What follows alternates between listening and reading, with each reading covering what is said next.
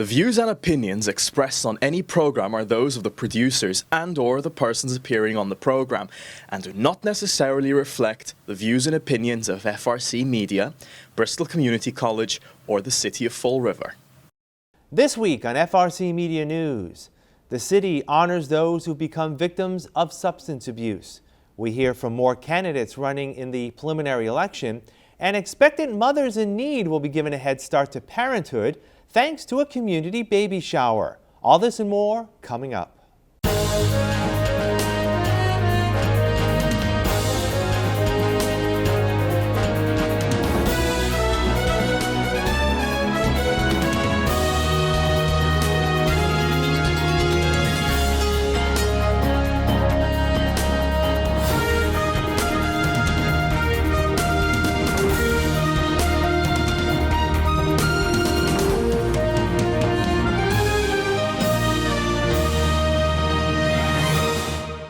It's Thursday, September 7th, 2023. This is FRCmedia News. I'm Keith Tebow.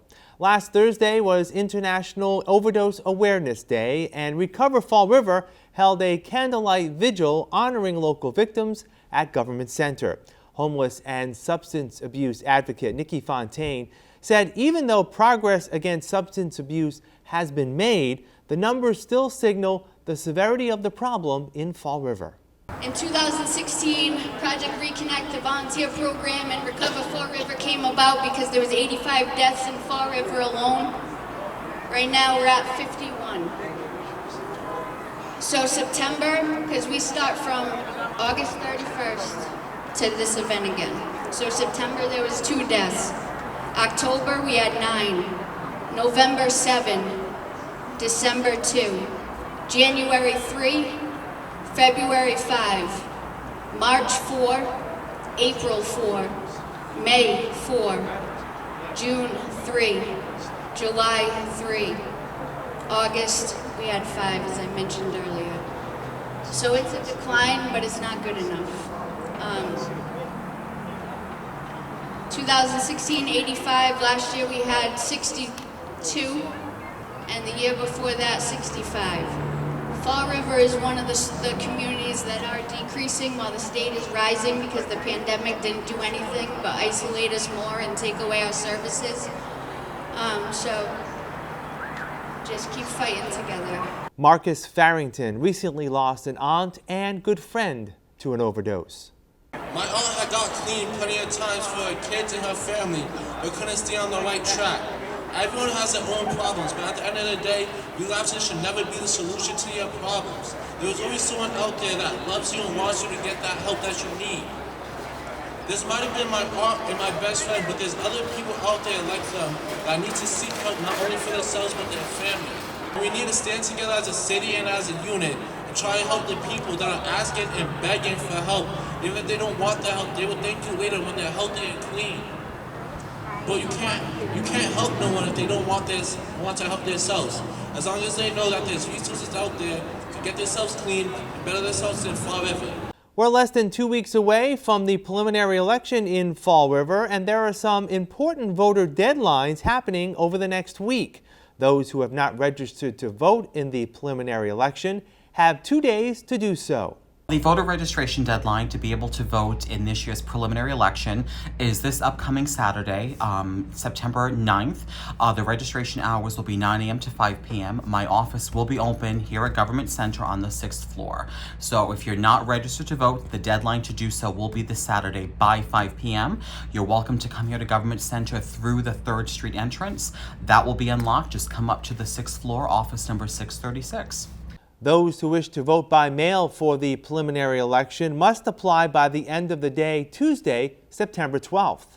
I included the vote by mail applications with this year's municipal census, and so far we have 4,500 applicants, which I'm very happy to see those numbers. And as of today, we have 1,800 people who have returned their mail-in ballot. So if you're listening out there and you're still holding on to your mail-in ballot, please return it to my office as soon as possible. You must do so by law by 8 p.m. on Tuesday, September 19th. That is election day, no later than that. You can drop it off in person, you can drop it off directly directly here to the office window, or we do have a ballot drop box, located outside of the 3rd Street entrance. And of course, in the mail, there is a postage paid envelope in your ballot package. We continue our look now at some of the candidates you'll be seeing on the preliminary election. Former Bristol County District Attorney and Mayor Sam Sutter is looking to get back to the 6th floor, running against incumbent Mayor Paul Coogan and challenger Michael Vandal. Mr. Sutter served 1 year in 2015 as mayor, having been elected following the recall of Mayor Will Flanagan. He was defeated in 2015 by Mayor Jaziel Correa. He feels his defeat was due in part to the implementation of a $10 a month trash fee during a city financial crisis, a move he says he will not repeat. Bob Correa put in a new fee. He put in the rainwater tax, and he put that in 2008, and he lost in 2009. And Will Flanagan put in a new fee, and it was a fee in the sense that you now had to pay for trash bags. So that was Will's program. That was Will's way of dealing with a couple of issues: his deficit and reducing the trash tonnage. And he was recalled. And then I put in what I called a trash fee, $10 a month, and I lost after 1 year. So it's pretty obvious, right, that a majority of the people in Fall River have had it up to their ears with new fees. So I will, and I said this to you when I announced back at the beginning of the year, I will never make that mistake again if I'm fortunate enough to get reelected. My job will not be to put in new fees. My job will be to reduce the tax burden of hardworking people in Fall River. As District Attorney, Mr. Sutter says he worked with police chiefs in Fall River to reduce crime. He says he looks forward to getting a copy of the latest crime statistics to see if instances of crime have been on the rise since Mayor Coogan took office.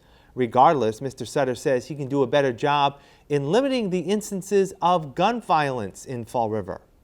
We're going to bring back the gunshot detection system. They have it in New Bedford. They have it all over the country, and it works. It's called ShotSpotter, and it allows the police to respond to the site of the shooting within 60 seconds, 120 seconds, but right away. And you're going to solve shootings much more that way because the police are going to be on the scene immediately. The second thing we're going to do is we're going to have to start treating shootings like homicides. We're going to have to start bringing in witnesses to the grand jury, putting them under oath, and asking them what they saw. And if they refuse to testify about what they saw, well, you know what the next step is. They get immunity. And if they get immunity and they still refuse to testify about what they saw, then they're prosecuted for contempt. So that's a simple formula that works. Mr. Sutter has criticized Mayor Coogan for his decisions to spend the city's portion of the American Rescue Plan Act, or ARPA funds, saying more must be invested into creating affordable housing. $90 million to Fall River, $60 million spent, $30 million unspent. Mayor of New Bedford, initial outlay of $10 million, and I heard recently that he is now allotted even more. This mayor has not done that, and this mayor should have done that. And if I'm elected, if I'm fortunate enough to get elected in November, I will promise the people, I'll look in the camera right now, I will commit that amount of money to affordable housing. It needs to be done for the people of Fall River. It's not just about market rate housing. It's also about affordable housing. Mr. Sutter takes credit during his time as mayor in finalizing the deals to bring Amazon to Fall River and Market Basket as the anchor to the South Coast Marketplace. He plans to provide similar leadership in developing downtown. Let's take the downtown. Now, I'm not saying that this is viable. It's probably going to be too expensive. But let's dream and say that we did find a way to bring back the Capitol Theater, and that there were a series of events at the Capitol Theater, like there are at the Zeiterion, like there are at whatever it's called, Performing Arts Center in Providence, like there are in many gateway cities with these old movie theaters that have been restored. Let's say we could do it. I'm not saying it's viable, but let's dream and say that we could. what do you think would happen to the downtown? Suddenly, there would be restaurants, there would be clubs, there would be places like that. It would become a center. And so, would it work? Of course it would work. It's worked elsewhere. But there are other ways to make it happen. And I've proven that I can do it. In the race for City Council, Ricky Tiff is making another run for office, having finished 12th 2 years ago. He's looking forward to representing those who are underserved in Fall River. I feel that there is no voice in the Cambodia community, not as much, not just only the Cambodia community, but also as other minorities as well too, like the Puerto Rican, Dominican, and different ethnicity. I think because maybe because of the language barrier, that they not feel safe when they go out to City Hall.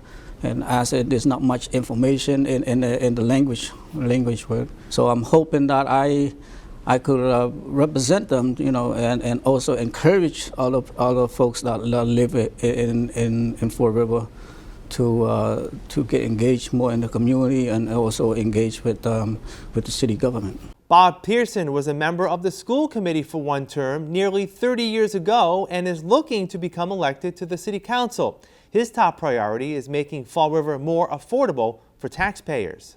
CSO project, if you remember way back when, was supposed to be a 5-year project.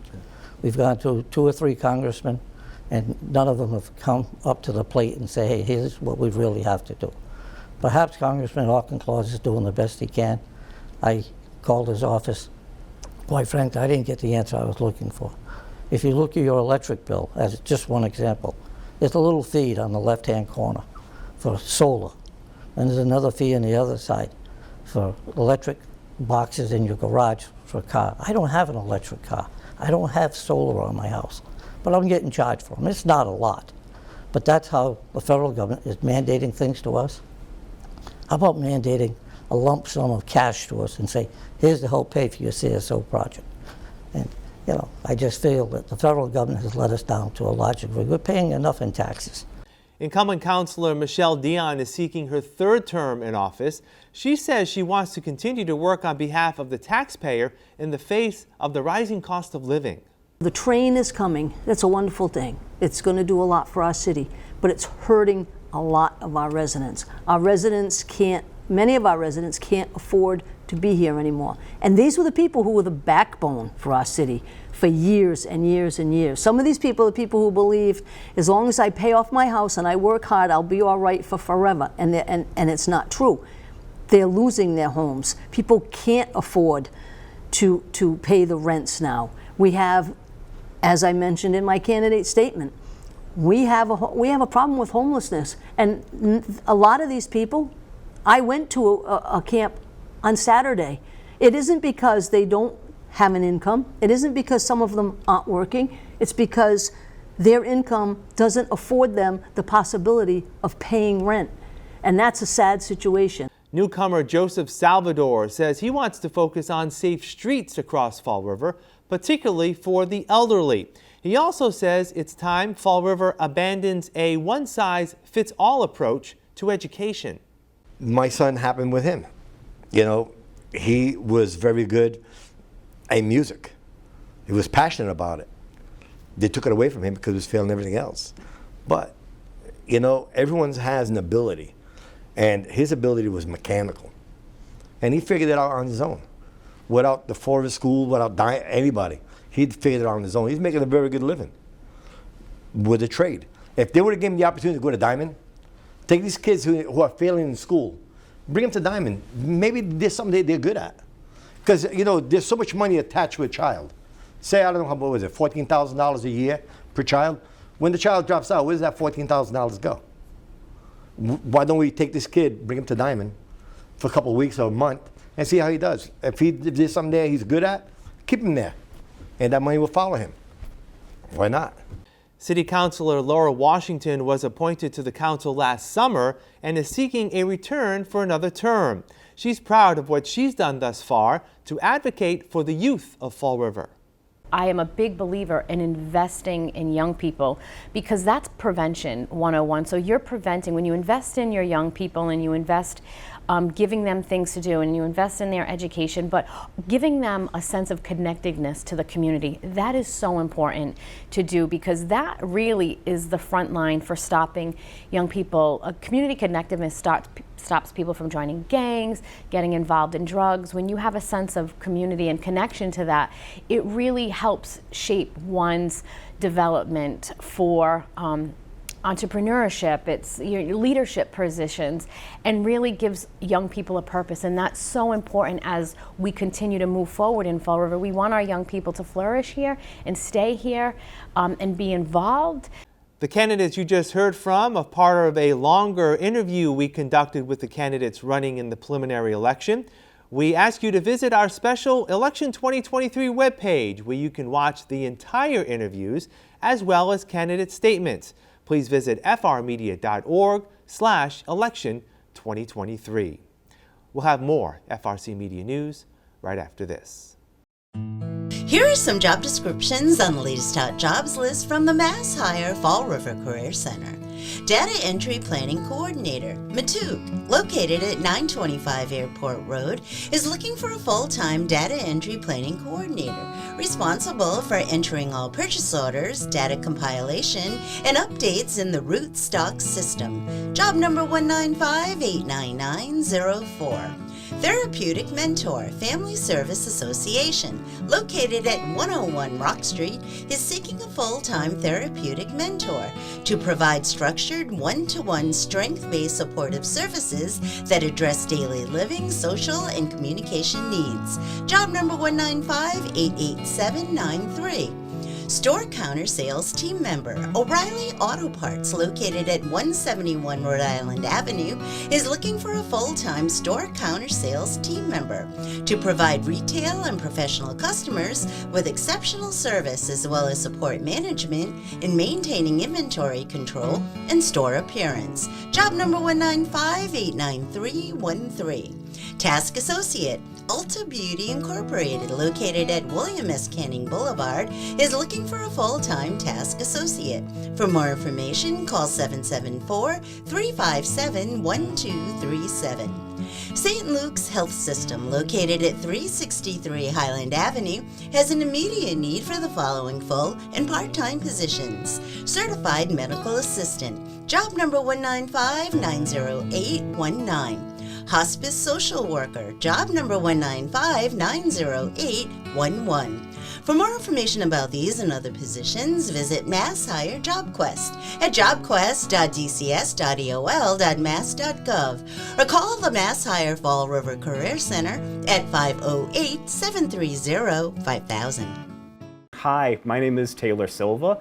I'm the Young Adult Librarian at the Fall River Public Library. The library is involved with the Massachusetts Memory Roadshow because we want to hear your history. Artifacts that the volunteers and people who are in charge of the Massachusetts Memory Roadshow, what they're going to be looking for is what's important to you, the person who is going to be going to the roadshow. It can be a picture of you and your grandfather in front of the visitors center at Heritage State Park, and you can talk about that, why that day is important or was important to you. We really, really want it to be community focused and really hear some really cool stories. I cannot wait to see all of you at the Massachusetts Memories Roadshow at Heritage State Park here in Fall River, Massachusetts on September 16th. It's going to be an all-day affair, and I think it's going to be a really cool program, and I hope to see you all there. Welcome back. Job seekers in Fall River and the rest of the South Coast will have another opportunity next Thursday, September 14th, to take part in the latest One South Coast Chamber Job Fair being held from 9 a.m. to 2 p.m. at Rachel's Lakeside in Dartmouth. We have about 50 employers that will be there with us looking to fill part-time and full-time positions. It's free for all job seekers. They can just show up. We're going to have Mass Hire Bristol and Mass Hire Greater New Bedford there. Depending on what area these job seekers live in, they can register with them. They will get them on a list. So that way, if they don't find a fit for them next Thursday, they'll be on these lists within their communities, and they will be able to get all upcoming job offers, job opportunities. One South Coast Chamber CEO Michael O'Sullivan says there's still a need by some local employers to fill needed positions. We can actually attest to that at the Chamber as we've interviewed for a couple different positions, and we know that the quality of the candidates and the number of candidates continues to improve, and we're hearing that from many of our members that their hiring processes, they're getting better. It's still a struggle, but they're getting much better. The hospitality industry still has great challenges. The teachers, the public school systems need more teachers, and actually not just public school, but the Catholic schools, the charter schools, they all are still struggling to fill those teaching positions. Those who attend the job fair should treat the event as a large-scale job interview. You should come dressed to impress, bring plenty of resumes. It's very important because you are going to be meeting with mostly the HR departments of these companies. So you want to put your best foot forward, make sure you are presentable, and you have lots of resumes to hand out. And also, we have free headshots happening. Professional headshots will be done by Sergio of Bad Monkey Pics. So also, you want to make sure that you are looking great for those headshots. The Fall River WIC Nutrition Program, housed at the Health First Family Care Center, is hosting its second annual community baby shower this weekend in support of expectant mothers who need help in caring for their newborn children. 100 mothers who are eligible will be on hand this Saturday from 11 a.m. to 1 p.m. at the Spencer Borden School and will be showered with essentials and extras to help them begin the transition to parenthood. A very high chance of winning a raffle item. We have a lot of them between every community-based organization bringing a raffle, and we have donations. And they also get diapers, wipes. They have a bag with postpartum essentials, such as pads from United Neighbors. They get a self-care bag, which is just for mom or the parents. And then they have a baby bundle that has the thermometers, the wipes, blankets, towels, and many other items that are needed, especially in the first few months of the baby's life. There'll be over 20 community partners on hand at the baby shower with information to help expectant mothers. In its second year, the community baby shower has been able to help more mothers than a year ago, thanks to the generous contributions of many local organizations. Not only did we get a few grants from organizations like Tufts is our main sponsor here, and then we had the Cordero grant, which really helpful. We got many of the raffle items with that money. And then we had United Way also helped, and Health First. And we've had not only monetary donations, we've had a lot of in-kind, like WIC has been a big part. But we've had People Incorporated, New Beginnings at South Coast, we've had Source Hub, we have the Family Service Association. We've had, the community is coming very strong to this event, and I'm just happy to see this. Yeah. It's a big effort on every part, and this is amazing because, like I said, not everybody has that village, but Fall River does have the community, and I'm really proud to be part of this event. The City of Fall River, the Fall River Public Schools, the Fall River Police Department, and the Fall River District and Superior Courts have also contributed to the event. A lot of mothers are grateful to have a community like Fall River on their side. I've had mothers that recently moved here that don't have anybody, that don't have people to help them, and they think this is amazing because they got so many baby essentials that some of them cannot afford. And if that money can be used, instead of using for these items, for something else, anything that we can do to help is great. Let's face it, anybody when they have a baby, there's a need. It's a lot, it's very expensive. It's a lot going on, not only financially, emotionally, physically. It's great to be able to give that extra push, that little help, and anything that we can do, we're here. Fall River WIC hosts monthly diaper pantries for eligible parents and will support another smaller community baby shower slated to be held next month, sponsored by the Fall River Elks Lodge. Pre-registration is required. For more information, email Fall River WIC at wicoutreach@healthfirstfr.org. We will wrap up this edition of FRC Media News right after this.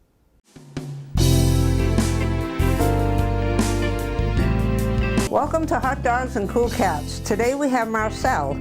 Marcel is a 2-year-old domestic short-haired male.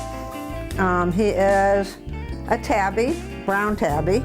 I'd say cats, he's fine with other cats. He's a shy guy, so it'll take a little while to get used to you. But he doesn't mind being pet, as you can see. Because of his shyness and where he is a little on the skittish side, I'd say no to dogs for him. Older kids will be fine with him just because he is a little nervous and shy. But like I said, he gets along with other cats fine. He does like to be pet. He loves attention. He just doesn't like to be picked up and handled that way. He just got neutered. That's why he has the cone on. But if you'd like to meet Marcel, come give us a call at Forever Paws Animal Shelter, 508-677-9154. We're located at 300 Linwood Street, Fall River, Mass. Marcel would love to meet you. Today we have Flapjack. Flapjack here is a 7-year-old Yorkie mix. We're not entirely sure what he's mixed with, but he is a little bit of a bigger Yorkie. He is around 13, 14 pounds, but he is a wonderful boy. He was an owner surrender through animal control, so we're not entirely sure what his situation was before coming here, but he does know a bunch of tricks and he can do a bunch of different things. He's very well trained, very socialized. He's a very good boy, just looking for a home. He is good with other dogs, and it does appear like he is good with cats as well.